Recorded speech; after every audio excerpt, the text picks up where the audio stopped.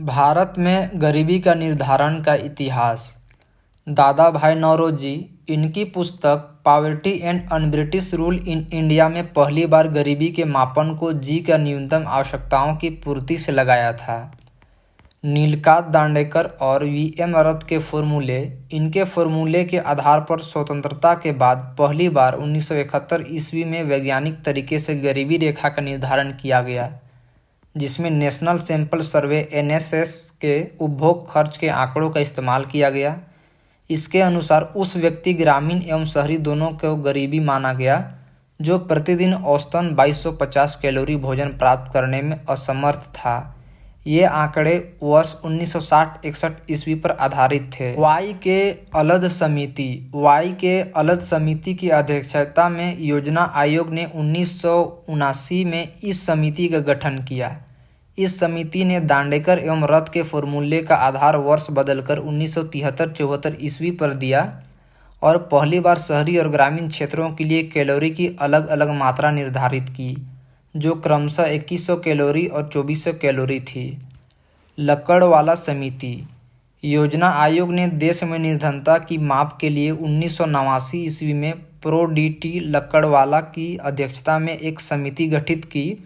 1993 ईस्वी में इस समिति ने अपनी रिपोर्ट प्रस्तुत की। इसके अनुसार प्रत्येक राज्य में मूल्य स्तर के आधार पर अलग अलग निर्धनता रेखा का निर्धारण किया गया, यानी प्रत्येक राज्य की निर्धनता रेखा भिन्न भिन्न होगी।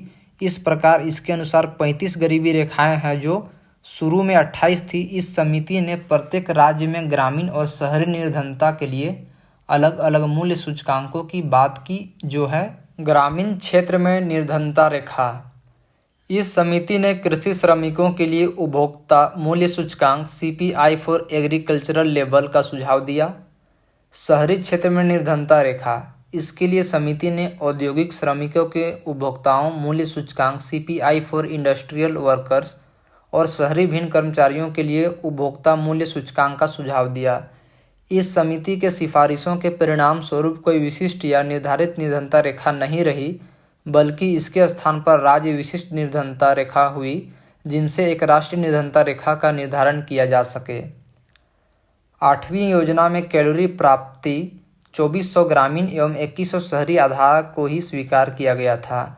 1973-74 ईस्वी मूल्य पर ग्रामीण क्षेत्र के लिए 49.09 रुपया तथा शहरी क्षेत्र के लिए 56.64 रुपया प्रति व्यक्ति प्रति माह उपभोग व्यय लिया गया। इसी कार्यविधि का प्रयोग 9वीं तथा 10वीं योजना में किया गया। सुरेश तेंदुलकर समिति।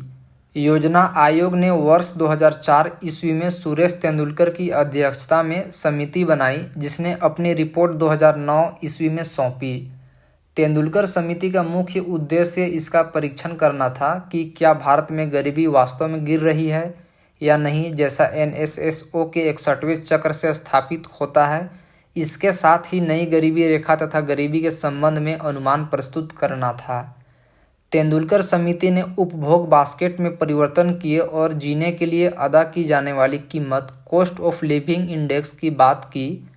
इसने गरीबी रेखा का निर्धारण उपभोग में लाए जा रहे खाद्यान्नों के अलावा 6 बुनियादी आवश्यकताओं शिक्षा, स्वास्थ्य, बुनियादी संरचना, स्वच्छ वातावरण तथा महिलाओं की काम तथा लाभ तक पहुंच के आधार पर होगा। तेंदुलकर समिति ने ग्रामीण और शहरी दोनों क्षेत्रों के लिए एक ही उपभोग बास्केट का उपभोग किया। तेंदुलकर पद्धति के अनुसार गरीबी रेखा मिश्रित संदर्भ अवधि पर आधारित मासिक प्रति व्यक्ति उपभोग व्यय के रूप में व्यक्त की गई। समिति ने ग्रामीण क्षेत्र के लिए 2004-05 मूल्य पर 446.68 रुपया, 2011-12 ईस्वी के मूल्य पर 816 रुपये प्रति व्यक्ति प्रति माह तथा शहरी क्षेत्र के लिए इसे 578.80 रुपया, 2011-12 ईस्वी के मूल्य पर 1000 रुपया मासिक रुपया प्रति व्यक्ति उपभोग रखा। इस आधार पर समिति के अनुमान के अनुसार 2004-05 में ग्रामीण जनसंख्या का 41.8%, 2011-12 में 25.7% तथा शहरी जनसंख्या का 25.7%, 2011-12 में 13.7% गरीबी रेखा से नीचे थे। 2004-05 में संपूर्ण भारत के स्तर पर गरीबी का प्रतिशत 37.2%, 2011-12 में 21.9% था। तेंदुलकर समिति ने गरीबी रेखा के निर्धारण के लिए जीवन निर्वाह लागत सूचकांक यानी प्रति व्यक्ति उपभोग व्यय को आधार बनाया। सी रंगराजन समिति, संयुक्त राष्ट्र संघ के अंग खाद्य एवं कृषि संगठन FAO गरीबी का आकलन उपभोग के पोषण मूल्य अर्थात कैलोरी मूल्य के ही आधार पर करता है। इसलिए योजना आयोग ने तेंदुलकर समिति की जगह सी रंगराजन की अध्यक्षता में 2012 में नई समिति गठित की, जिसने अपनी रिपोर्ट जुलाई 2014 में प्रस्तुत की। इसने तेंदुलकर समिति के आकलन के तरीकों को खारिज कर दिया। रंगराजन समिति के अनुसार वर्ष 2011-12 में 29.5% लोग गरीब थे, जबकि तेंदुलकर समिति ने ये अनुमान 21.9% दिया था।